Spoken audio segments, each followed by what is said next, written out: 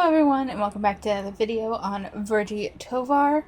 So full disclosure, I already recorded this video once, but I've decided to do it again. One, because I felt like I went off topic a lot with it, and two, this is a little bit of a heavier post from her, and I only want to go over it because I feel like it reflects stuff that we're currently reading in her book.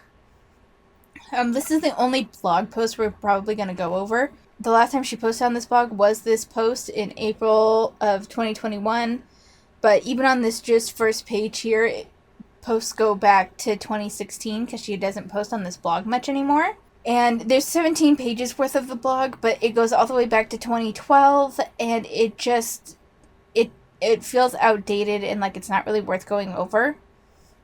This is the only one I really want to go over because it has some things that I would like to talk about, but also it gives us some insight into Virgie.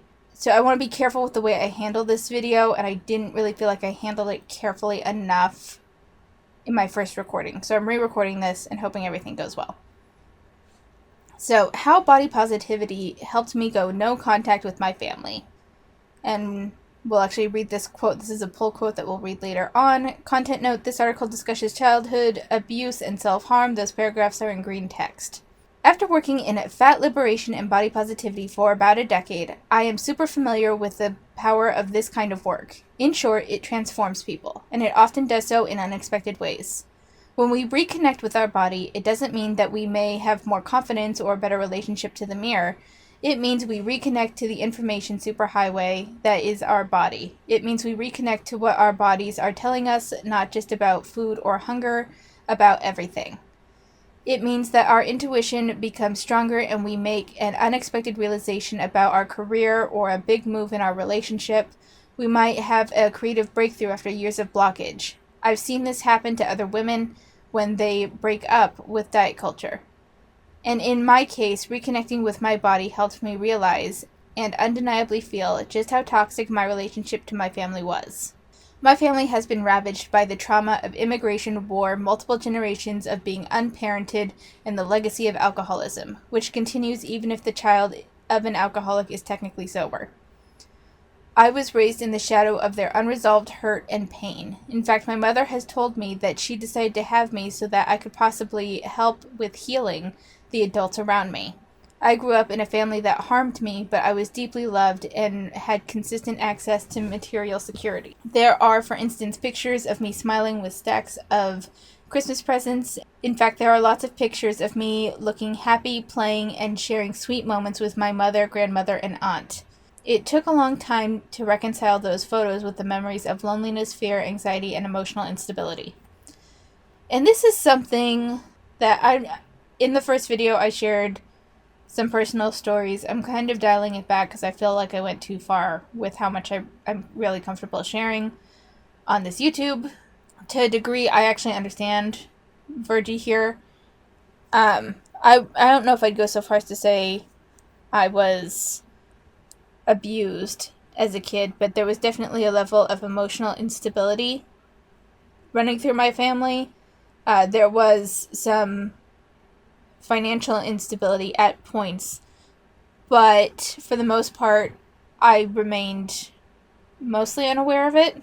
But it did cause the instability, just in general, cause a lot of anxiety, and I can kind of understand what she means about, yeah, you got a bunch of Christmas presents, but you kind of paid for that in other ways.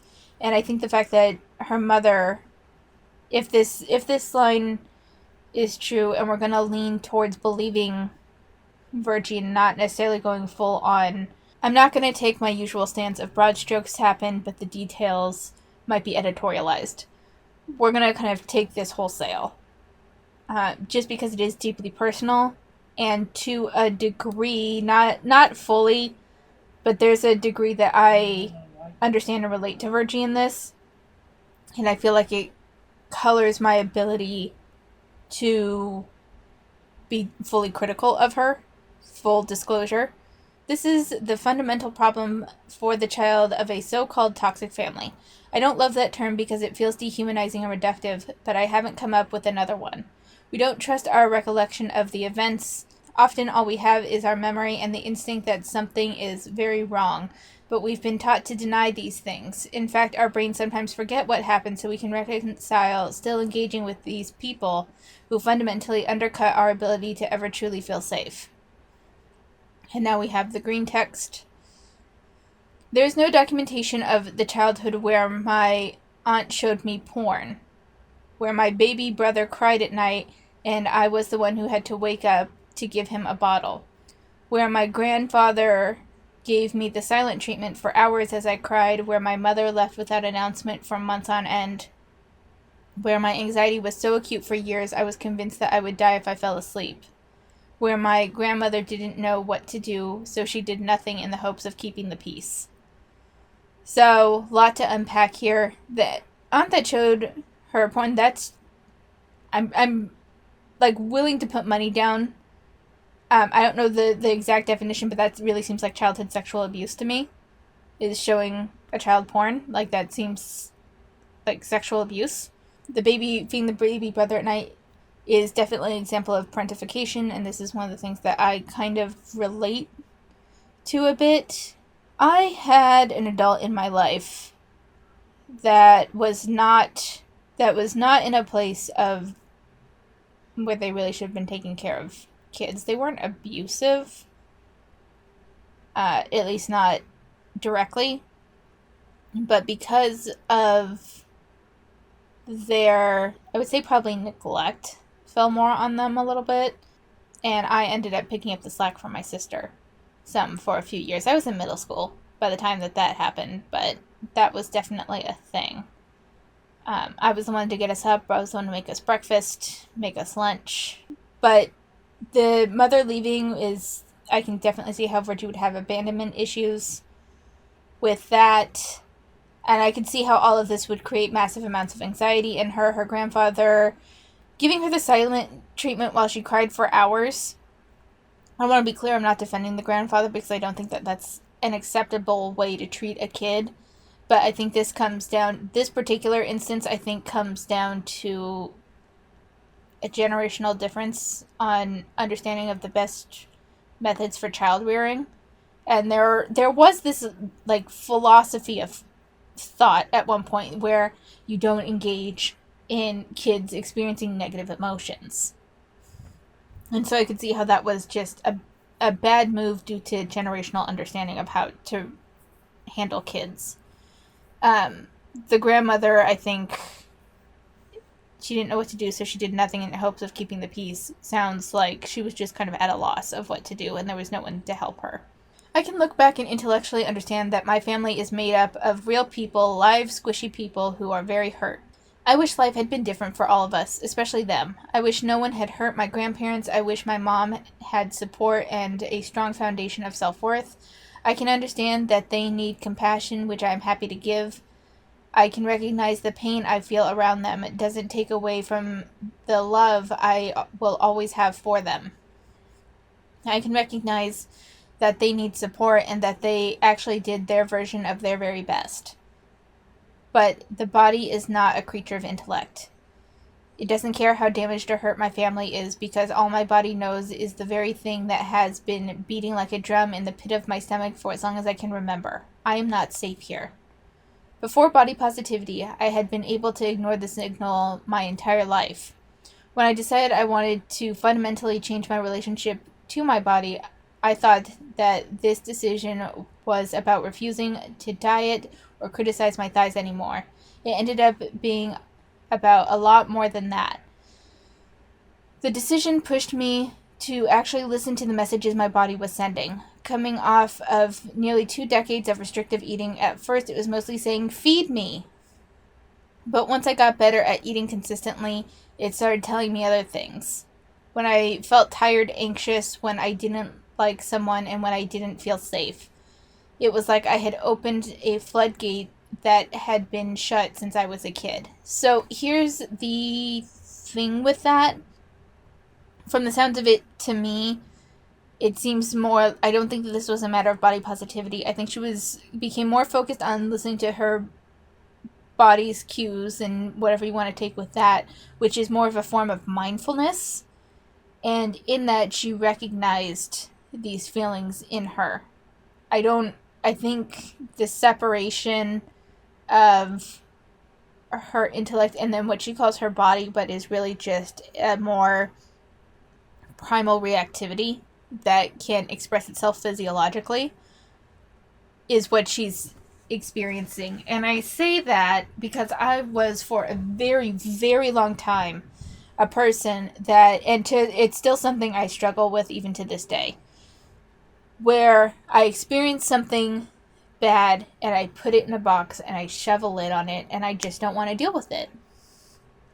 And for a long time, I couldn't even recognize the emotions I was feeling. There was a time when I'm like, I didn't even recognize anger in myself because I had put a wall between myself and my emotions. And I think there's reasons for that, but I'm not going to get into them. After a certain point, and it's when I started really making connections in college, and when I realized that I was a person that other people could see value in, it started a change for me. And I became better at listening to my reactions, is more of how I would phrase it. And this reaction and understanding where that reaction came from and why, and not just shoving everything into a box and putting this lid over it. And I think to bring this back around, I think that's part of what Virgie was dealing with, was she wasn't used. She opened the box without realizing the box was there. And it came through her mindfulness, her version of mindfulness with eating and body positivity. And I think it probably started when she was trying to, using her terms, like unlearn diet culture and unlearn her fat phobia or whatever. And part of that is mindfulness and recognizing your own thoughts. Well, once you get in the practice of recognizing your own thoughts, even if it's for something unrelated, you end up catching more, and you end up, there's a mindfulness activity there that is going to make you realize some other things about your life. And I think that's what happened with her. I don't necessarily think it was the body positivity. I think it was the mindfulness activity within the body positivity, that you don't necessarily need to focus on unlearning diet culture or anything to get there. To be clear, the body never stops giving us information. But up until body positivity, I had a rock-solid system in place that kept that voice at bay. Nowhere above a whisper. It wasn't a whisper anymore, though. It was loud, it was clear, it was undeniable, and honestly, it was overwhelming. The drum in my stomach I mentioned earlier, the one that was telling me to get away from my family, got louder and louder and louder. I tried to bargain with my family. I decided that I couldn't leave, so I would just fix everything. I started with trying to be honest with my family, believing repair was not only possible but straightforward and desired on both sides. I got them registered with a year of therapy, which they sabotaged. I wrote them letters, sent them pamphlets, shared encouraging words, told my story, wrote a novella about it, got angry, got vulnerable, got sad, reasoned, pleaded. I went to therapy, I read self-help books, I wrote in my journal, I did cord-cutting rituals, I tried everything I could think of. And if it's one thing that I've learned, trying to control things was a big thing and a big source of my emotional distress as a young teenager working up to about my mid-20s. You can't control others. If there's one thing that I've learned, you can't control others. You can't control the variables that are beyond your control. Sometimes those variables are other people. Sometimes those variables are within the realm of other people to control. Therefore, you do not have control of that. And trying to keep everything as you think it should be and as you think will ultimately result in benefit for everyone does not matter. It doesn't matter. Because sometimes people just don't want to. Sometimes people don't even want you to do the thing, whatever it is. You can't force people into emotional vulnerability. You can't force people into taking stock of their own lives if they don't want to. You can't force people into therapy. You can't force people to recognize your hurt. You can't force people to do anything that they don't want to do. Even if it would bring you harm and they say they love you and they don't want to bring you harm, they will argue that that's not bringing you harm. You cannot control others. And I kind of feel bad that she had to learn this lesson this way, but it's the reality and it fucking sucks. My grandmother, the matriarch and most emotionally powerful member of my family, persisted in sticking to a version of the story where the grown-ups all around me were just good Christians who took me on annual trips to Disneyland and, hey, made a few mistakes here and there, but who doesn't? And I know that in her mind, that is what happened. That is her truth. A truth she is, in my opinion, entitled to have. My grandparents experienced much, much worse abuse and neglect at the hands of their parents than anything that ever happened to me. So my grandma's body has a threat detection system that is totally different from mine. We're speaking two different languages and neither of us knows how to translate the other's. I'm still working on accepting that her truth and my truth can coexist, even though each creates a radically different path. That I don't have a comment for this paragraph so much as it's hard. I know that some people might think that this is just spoiled and she's making this up, or at least it's editorialized. That could be the case, but this also doesn't ring entirely false to me. Before I went no contact and was still trying to work through things with them, they'd often pleadingly ask, "Was it really so bad?" That question would fill me with doubt and with shame for being ungrateful, dramatic, and possibly delusional. And this is something else that I kind of understand and relate to, because the go-to thing whenever I talk about ways that I was hurt was, "You're ungrateful." So I do kind of understand this. Before my body positivity journey, I used to commute almost 2 hours each way to visit them every single weekend. Each time I would dread the days leading up to the visit. When the day finally came, it felt like my adult self was dragging my inner child out of my apartment, kicking and screaming.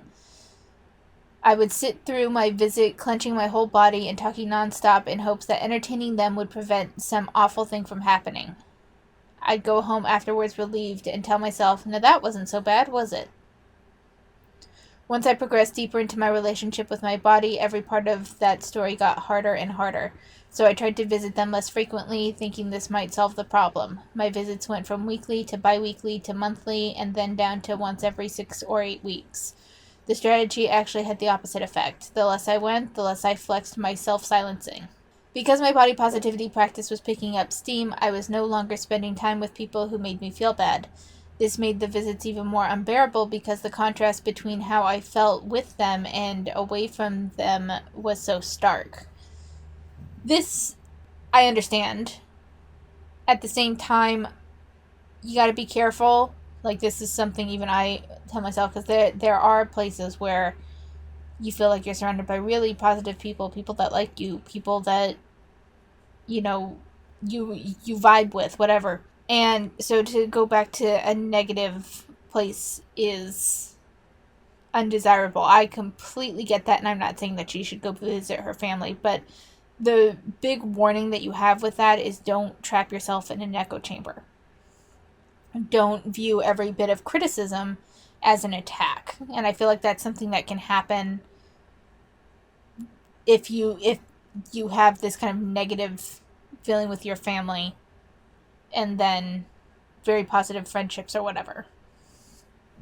And so far, I gotta be honest, so far, she spoke positively of her family in her book, but so far I'm not seeing anything that's full-on contradictory to anything that we've read so far. Before long, another unexpected thing happened. I found that I was unable to stop from self-harming on the way home from my already infrequent visits. I would pinch and scratch my legs or eat a bunch of crackers really quickly until I had difficulty breathing.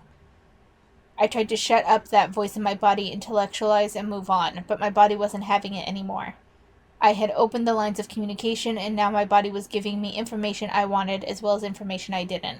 I would say this is more you opened an internal box that you had not been paying attention to, and now you don't know how to turn that mindfulness activity off because it became a habit. That would be my interpretation. I understand her interpretation is that it was body positivity. I think it was the mindfulness activities in body positivity that gave her this.